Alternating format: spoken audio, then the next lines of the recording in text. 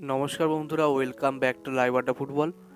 তো বন্ধুরা, আরও একটা নতুন ভিডিওতে তোমাদের সকলকে স্বাগত জানাই। বন্ধুরা, ভিডিওটা শুরু করার আগে তোমাদের কাছে একটাই অনুরোধ, সেটা হচ্ছে যে আমাদের এই চ্যানেলে যারা প্রথমবার তারা কিন্তু অবশ্যই আমাদের এই চ্যানেলটাকে সাবস্ক্রাইব করে পাশে থাকা বেল আইকনটি অল করে রাখবে, যাতে সবার প্রথমে এরম খেলার আপডেট তোমাদের কাছে পৌঁছে যায়। তো বন্ধুরা, আছে মোহনবাগানকে নিয়ে বেশ কয়েকটা আপডেট তোমাদের সঙ্গে শেয়ার করার আছে। তো তোমরা ভিডিওটা একটু স্কিপ না করে পুরোটা দেখো, আশা করি তোমরা সব কিছু বুঝতে পারবে এই ভিডিওতে। তো বন্ধুরা, সবার প্রথমে যে বিষয়টা নিয়ে আলোচনা করব সেটা কিন্তু লিস্টন কোলাসোকে নিয়ে। তো বন্ধুরা, ইদানিং অনেক খবর বেরিয়ে আসছে যে লিস্টন কোলাসোকে মোহনবাগান রিলিজ করে দেবে জানুয়ারি ট্রান্সফার উইন্ডোতে। তো তার বদলে কিন্তু আশিক কুরনিয়ান আছে, এবং আশিক কুরনিয়ানের ব্যাকআপ প্লেয়ার মোহনবাগান খুঁজছে। তো বর্তমানে অনেক জায়গা থেকে খবর পাওয়া যাচ্ছে যে লিস্টন কোলাসোকে কিন্তু মোহনবাগান দল থেকে ছাঁটাই করে দিতে পারে মোহনবাগান ম্যানেজমেন্ট।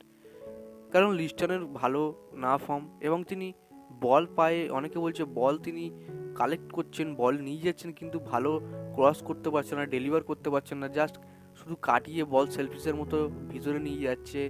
এই লিস্টন কোলাসোকে দিয়ে চালানো যাচ্ছে না মোহনবাগানে। তো এরম অনেক কথা বেরিয়ে আসছে লিস্টন কোলাসোর ওপরে। লিস্টন কোলাসোকে হেড করছে অনেকে, বল পাস দিচ্ছে না, জেমিকে খেলাচ্ছে না। তো এরম অনেক অভিযোগ আসছে লিস্টনের বিরুদ্ধে। তো এই মুহূর্তে খবরও বেরিয়ে আসছে যে লিস্টনকে মোহনবাগান রিলিজ করে দেবে জানুয়ারি ট্রান্সফার উইন্ডোতে। তো আমি তোমাদেরকে বর্তমানে যে খবরটা দিতে যাচ্ছি এটা কিন্তু পুরোপুরি ক্লিয়ারলি খবর। তো দেখো, বর্তমানে লিস্টন কোলাসো তিনি জানুয়ারি ট্রান্সফার উইন্ডো হোক আর যে কোনো ট্রান্সফার উইন্ডো হোক, মোহনবাগান দল ছেড়ে কিন্তু লিস্টন কোলাসো কোথাও যাচ্ছে না।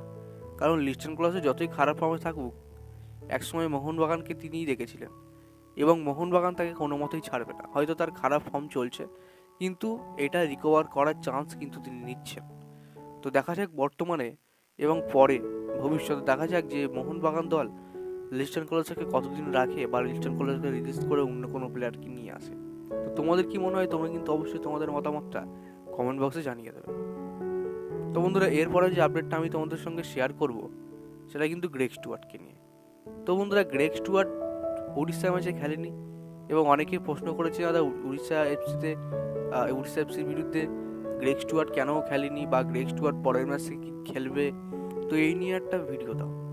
তো আমি তোমাদেরকে বলছি, গ্রেগ স্টুয়ার্ট তিনি কিন্তু উড়িষ্যা এফসি ম্যাচে দলে উপস্থিত ছিলেন না, এবং দলটাকে ছন্নছাড়া অবস্থায় আমরা দেখেছি। তো পরের ম্যাচ থেকে গ্রেগ স্টুয়ার্ট অবশ্যই কন্টিনিউ করবেন, এই নিয়ে কিন্তু চিন্তার কোনো বিষয় নেই। গ্রেগ স্টুয়ার্ট নিয়ে কিন্তু মোহনবাগান পরবর্তী যে ম্যাচগুলো আছে সেই ম্যাচে কিন্তু তিনি প্রেজেন্ট থাকবেন। তো এই নিয়ে কিন্তু বেশি চিন্তা করার দরকার নেই। একটা ম্যাচ বাদ যেতেই পারে যে কোনো প্লেয়ারের। তো একটা ম্যাচ বাদ যাওয়ার কারণে কিন্তু মোহনবাগান ড্রটা হলো, এটা কিন্তু আমরা সবাই দেখেছি। তো যাই হোক, আশা করি আমরা বোঝাতে পারলাম যে গ্রেগ স্টুয়ার্ট তিনি মোহনবাগানের পরের ম্যাচ থেকে খেলবেন। তো আজকের জন্য ভিডিওটা এতটাই ছিল। যে তোমাদের ভিডিওটা একটুও ভালো লেগে থাকে তাহলে লাইক করে দিও, আর আমাদের এই চ্যানেলে প্রথমবারের জন্য হয়তো চ্যানেলটাকে সাবস্ক্রাইব করে পাশে থাকা বেল আইকনটি অল